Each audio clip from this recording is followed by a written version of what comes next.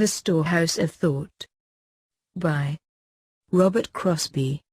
When we consider the idea of thought, we must remember that there cannot be thought without a thinker. There are no thoughts that arise of themselves. They are all produced by intelligent beings, no matter what kind of thoughts they are. We are all thinkers, and we all assume that we have minds, but of what does the mind consist? What we call our mind is not, in reality, mind at all. The mind itself is the power to think. The bundles of ideas that we call our minds are the products of the thinking faculty. They are the effects of intelligent ideation, and we have to get further and further back from the effects perceived to the causes of those effects. Mind itself is not limited. We all have the unlimited power to think in any and all directions. But we all are born into or come in contact with different sets of ideas which we consciously or unconsciously adopt and cling to.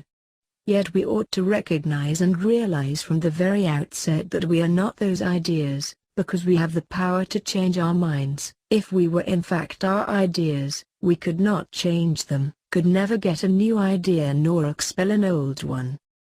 We think that our ideas are our own, but when we come to self-analysis, we find that as a matter of fact not one in a million is an independent thinker who creates his thoughts from a realization of the universality of nature and the common source from which we all derive or draw what seem to be our separate powers. It is strange that we do not see that there is a common source for us all, and for all our powers, that only the use of life and the life powers differ in each, according to the ideas each one holds. We all have the power to think, and we all think differently, and that makes us seem to be different. We live in a world of effects, overwhelmed mentally by them, unable to extricate ourselves from them. So what is most needed in the world is a realization of what our own real nature is. If we find what our own real nature is, then we shall know what the real nature of every other being is, whether that other being is below us in point of intelligence, or as far above us as has yet been attained by any being. If we are ever going to know anything of the common source of all our being and of all our powers, we have to gain that knowledge within ourselves. For no one is separate from it, each one springs from the same supreme, is one with it in his innermost nature. The idea is beyond any conception of the deity as people hold God today, or that has been popularly held in the past. The supreme is beyond form. It is beyond expression. Whereas the man who can say what that is within himself, which sees, which knows, which feels, which experiences, which garners the results of all experience.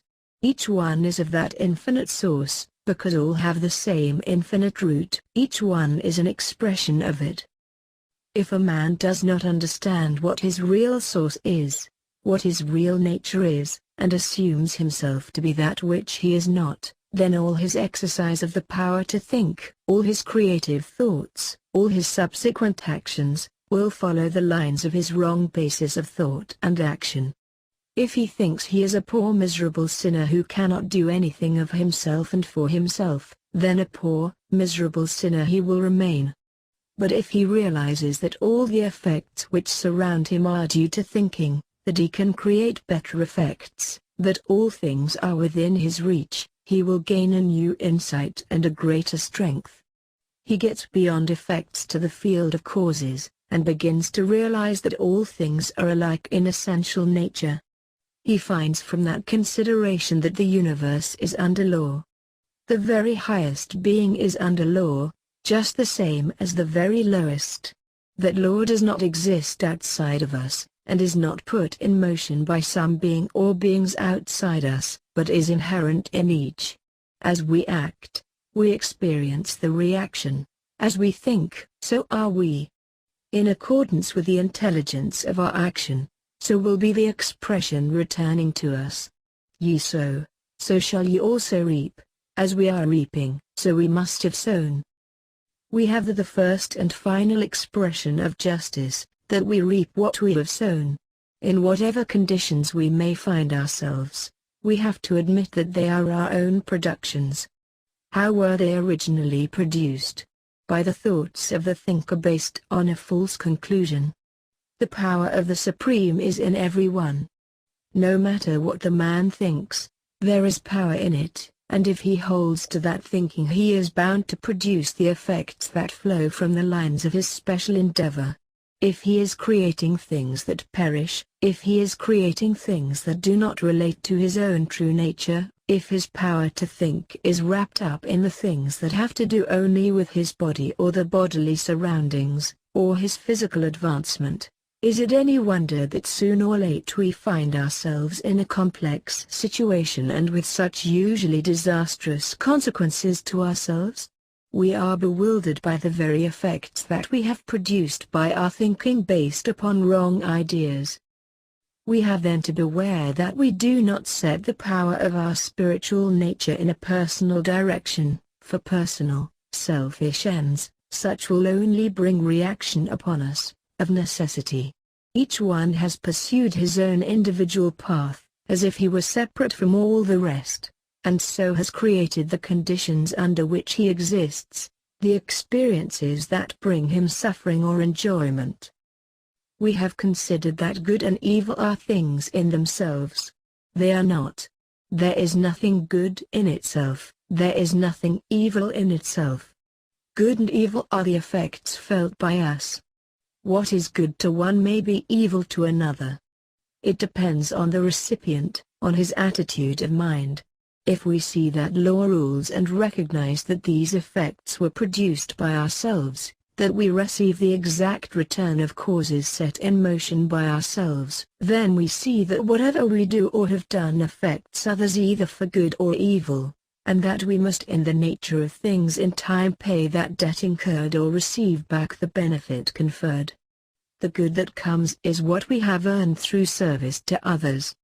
The evil that befalls us is also what we have earned, by lack of service or by injury to others. Every effect is the continuation of the cause set in motion by ourselves. There is the true idea to be established in us, that of our individual responsibility to all others for the use of our powers. In it is implied the spiritual identity of all beings, the divinity of every being that exists, not only of mankind, the good and bad natures there, but every being below us, as well as every being above us. This presents the fact that all powers, of perception, of experience, of knowledge, of wisdom, lie for each being within himself, in his inmost nature. And it brings instantly to our minds the idea of development, of unfoldment, of evolution, for every being high or low. There are embryonic souls below us in their various stages of progress. There are the souls of men with their varying degrees of development, and there are great souls, men who have gone through the stages we are now passing through. The whole universe is made up of beings. The form is the home, the instrument, of some minor or greater intelligence. No intelligence, no form, no intelligence, no action of any kind, no responsibilities of any kind. Wherever you find actions and conditions, you get intelligence, and wherever there is intelligence there is responsibility, whether recognized or not.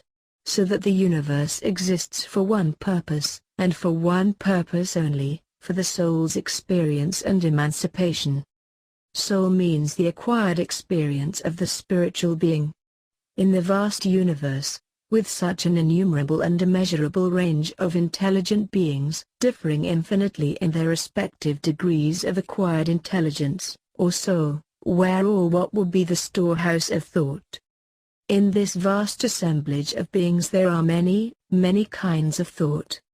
There are the thoughts or ideas of all the men now on earth and of those who have been, the thoughts or expressions of the beings below man, the ideas and still wider expressions of the beings above man. All these make a vast storehouse, but no one of us can draw from that storehouse any more, nor any different than he puts himself in a position to receive. He must make room for it. All that we perceive directly as ideas. Behind all action is thought of some kind. It is the kind of ideas we hold that makes us do everything, good or evil. Now we can see how important it is that we should know what we really are, become acquainted with our own nature, and have that as a basis of our thought and action. Upon the quality of thought depends the quality or kind of action. It is all a sequence, and so what is needed is an orderly succession of thoughts based on our true natures, and action in accordance with them. Then everything flows along the line of divine unfoldment, of divine evolution. Then we are working in accord with nature, in accord with all others.